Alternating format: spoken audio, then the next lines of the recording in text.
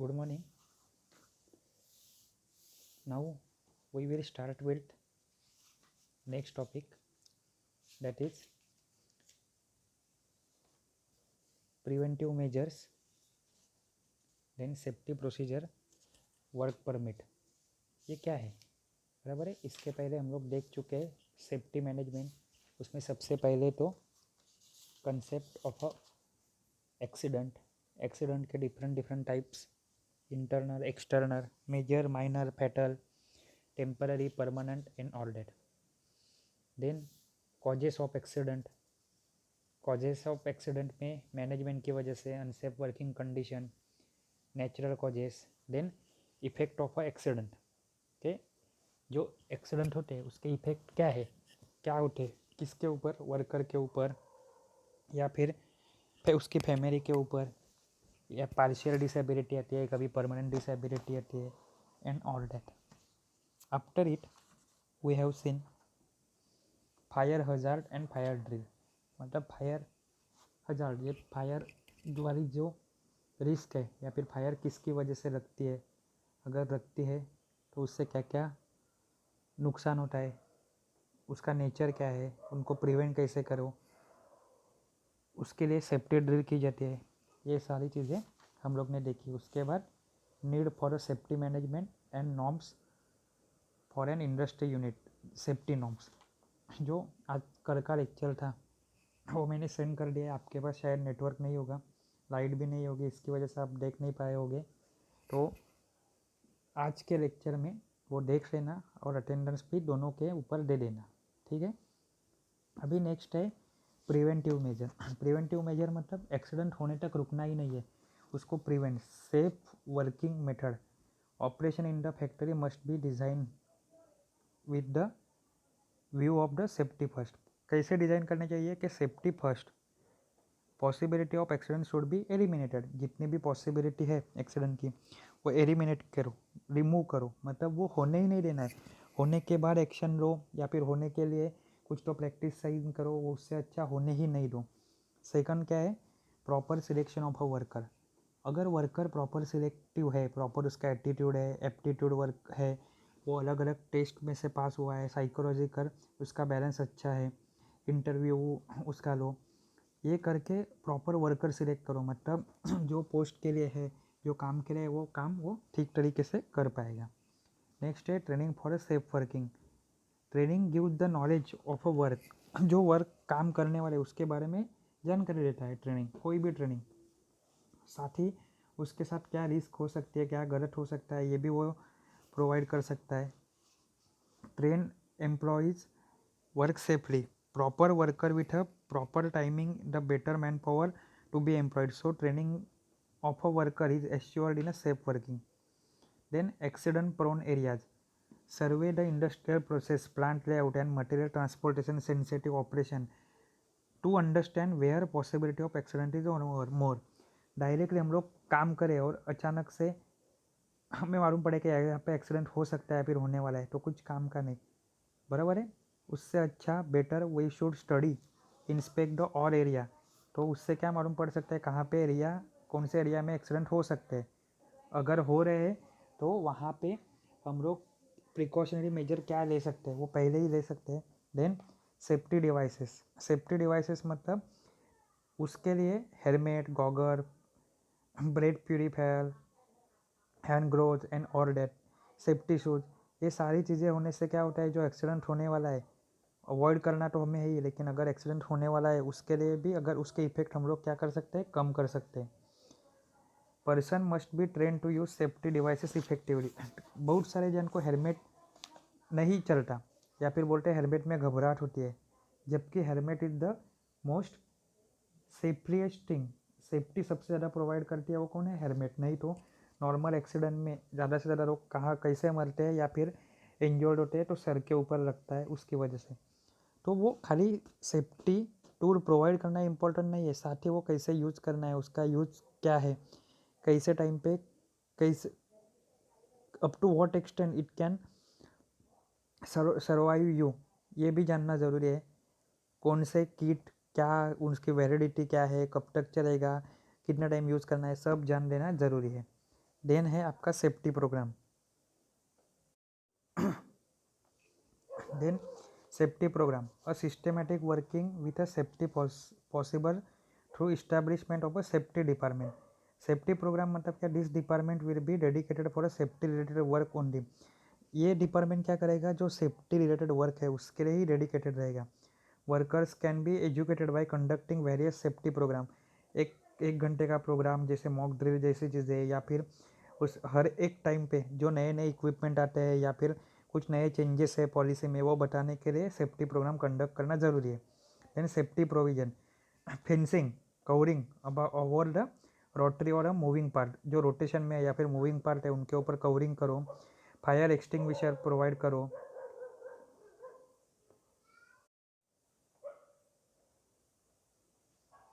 Employment of adolescent on a dangerous machine must be restricted. जो adolescent रहेगा उसके employment या फिर उसको काम पे मत रखो। कहाँ पे, डेंजरस मशीन पे। Availability of first aid facility, first aid facility हर एक जगह पे होती है, होनी ही चाहिए। Instruction for safety and related precaution where working must be displayed wherever required. जहाँ जहाँ पे देखो सेफ्टी फर्स्ट, या फिर ट्रेन में लिखा रहता है कि वो फुटो साइड में स्ट्रिप रहती है उस पर खड़े मत रहो, डोर पकड़ के मत खड़े रहो, जो पैसेंजर उनको पहले उतरने दो, चलती ट्रेन में मत उतरो या चढ़ो, ये सब लिखा हुआ रहता है। वैसे ही अलग अलग टाइम पे रोड के साइड पे रहती है, प्लेटफॉर्म पे रहती है, हर एक जगह पे जहाँ जहाँ पे एप्लीकेबल है वहाँ वहाँ पे सेफ्टी इंस्ट्रक्शन डिस्प्ले करो। देन नेक्स्ट है promoting safety awareness in a employ. तो प्रमोट करना मतलब बढ़ावा देना, तो उसमें क्या है, safety training programs, display banner poster लगाओ, ऑर्गेनाइजिंग सेमिनार कॉन्फ्रेंस अरेंज करो, display safety related message instruction and guideline in a work area. जो कोई भी वर्क एरिया हो अकॉर्डिंग टू इट, वहाँ पे डिफरेंट डिफरेंट रिस्क रहती है, तो वो रिस्क के हिसाब से वहाँ पे सेफ्टी प्रोसीजर क्या क्या फॉलो करनी है वो देखो।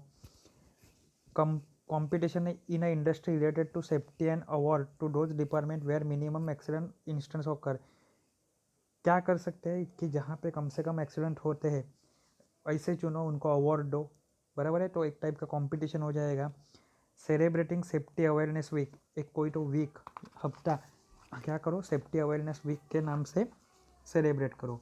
Formation of safety committee, safety जो सेफ्टी कमेटी रहेगी उसका इस्टेब्लिशमेंट करो, बराबर है। ये सारे हैं। अभी नेक्स्ट है सेफ्टी प्रोसीजर। तो सेफ्टी प्रोसीजर क्या है, develop establish maintain plan for a safety, एक प्लान करो सेफ्टी के लिए, उसकी पॉलिसी डिफाइन करो। Provide accident prevention guidelines, accident को प्रिवेंट करना है इसके लिए गाइडलाइन प्रोवाइड करो, किसे, स्टाफ को, बराबर है।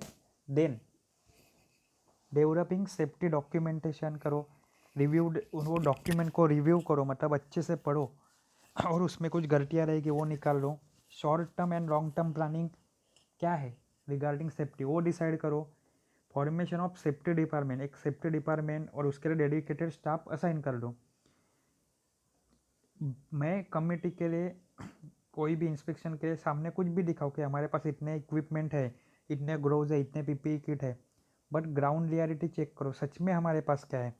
And finding out accident prone areas, मतलब जो एक्सीडेंट होने वाली जगह है उनको ढूंढो।